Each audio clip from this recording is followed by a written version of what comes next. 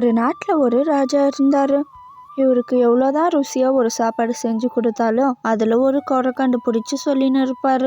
அவரோட மனைவியான ராணி செஞ்சு கொடுத்த சாப்பாட்டையும் குறை சொல்லுவார். என்னதான் சாப்பாடு செஞ்சு கொடுக்குறியோ கொஞ்சம் கூட நல்லாவே இல்லை உன் சாப்பாடு. எங்கள் அம்மா சாப்பாடும் சரியில்லை, உன் சாப்பாடும் சரியில்லை.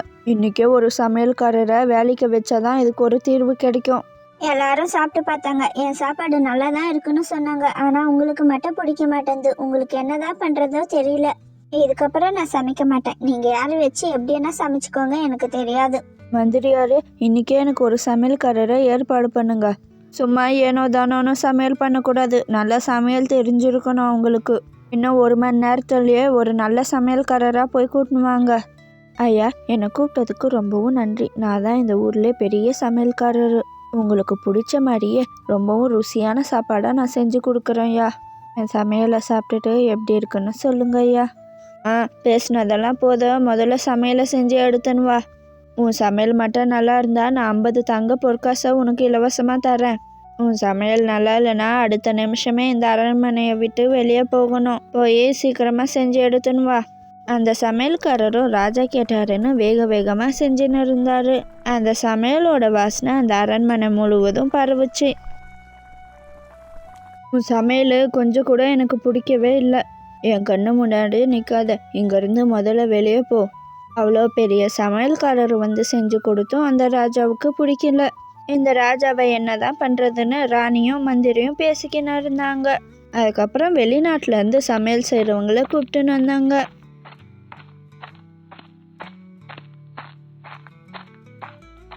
இந்த ஊர் சாப்பாடு தான் ராஜாவுக்கு பிடிக்கல, வெளியூர் சாப்பாடாச்சும் பிடிக்கும்னு வெளியூர்லேருந்து சமையல்காரரை கூப்பிட்டு வந்து சமையல் செஞ்சு கொடுத்தாங்க. ஆனால் அப்பயும் ராஜாவுக்கு பிடிக்கல. இவங்க செஞ்சு கொடுத்த சாப்பாடும் எனக்கு சுத்தமாக பிடிக்கல. செல்வான்னு ஒருத்தர் ரொம்பவும் புத்திசாலி. வேலை இல்லாமல் ரொம்பவும் கஷ்டப்பட்டுன்னு இருந்தார். வேலை இல்லாமல் என்னதான் பண்ணுறதோ, ரொம்பவும் கஷ்டமாக இருக்குது, என்ன பண்ணுறதோ தெரியலையே. செல்வம் நடந்து போயின்னு இருக்கும் போது அந்த மந்திரியை பார்த்தாரு. மந்திரியாரே, உங்கள் அரண்மனையில் ஏதாவது வேலை இருந்தால் எனக்கு போட்டு கொடுக்குறீங்களா? வேலை இல்லாமல் ரொம்பவும் கஷ்டப்பட்டுன்னு இருக்கேன் மந்திரியாரே, கொஞ்சம் கருணை காட்டுங்களேன். அட, நானே ஒரு நல்ல சமையல்காரராக தேடி போயின்னு இருக்கேன்ப்பா. உனக்கு நல்லா சமைக்க தெரியுமா? நல்லா சமைக்க தெரிஞ்சால் மட்டும் சொல்லுப்பா, உன்னை வேலைக்கு வச்சுக்கிறோம்.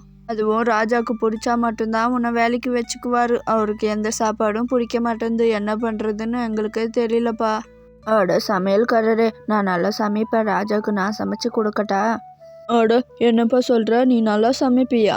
நானும் எத்தனையோ சமையல்காரரை பார்த்துட்டேன் இந்த ஊரில், ஆனால் உன்னை பார்த்ததே இல்லையப்பா. அதுவும் இல்லாமல் இந்த ஊரில் இருக்கிற எல்லாரும் மோசமாக தான் சமைக்கிறீங்கன்னு ராஜா சொல்லியிருக்காருப்பா. நான் வெளிநாட்டில் இருந்தே சமையல்காரரை கூப்பிட்டு வந்துக்கிறேன்ப்பா, நீ வேணாம். அட என்ன மந்திரியாரு, எனக்கு ஒரு வாய்ப்பு தான் கொடுத்து பாருங்களேன்.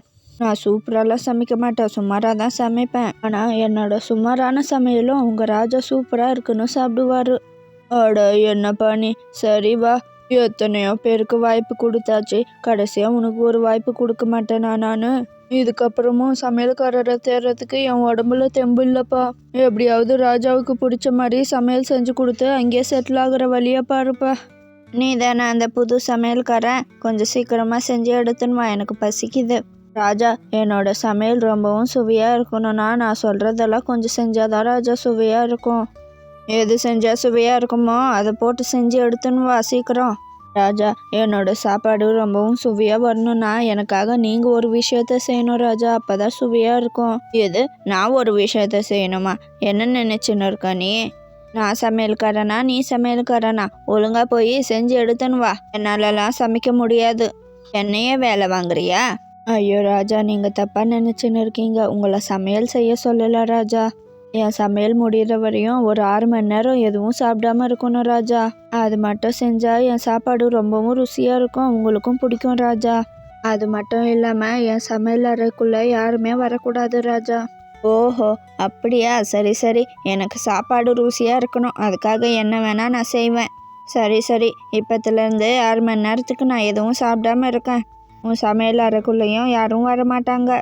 செஞ்சு எடுத்துன்னு வா. செல்வமும் பொறுமையாக செஞ்சுக்கலான்னு உக்காந்துன்னு இருந்தார். ஆனால் அவர் செய்ய போகிறது என்னவோ சாதாரண சமையல் தான். நல்லா ரெஸ்ட் எடுத்துன்னு செல்வம் கொஞ்ச நேரத்துக்கு அப்புறம் சமையல் செய்யறதுக்கு ஆரம்பித்தார். நல்ல கறி விருந்தா ராஜாவுக்கு செஞ்சு கொடுப்போன்னு செஞ்சுன்னு இருந்தாரு.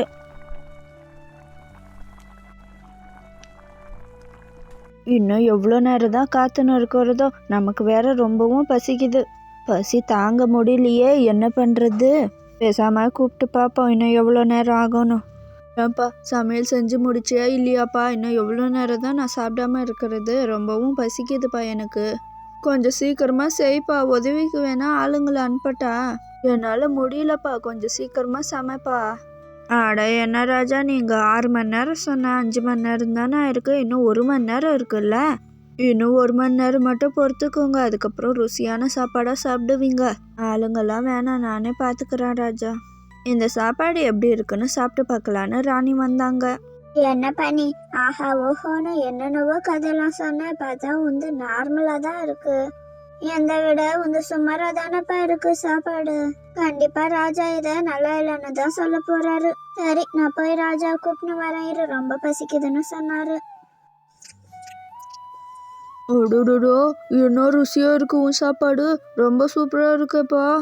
இது வரைக்கும் நான் இப்படி ஒரு சாப்பாடை சாப்பிட்டதே இல்லையாப்பா. பரவாயில்லையாப்பா, இவ்வளோ நேரம் வெயிட் பண்ணதுக்கு இந்த சாப்பாடு ரொம்பவும் சுவையாக இருக்கேப்பா.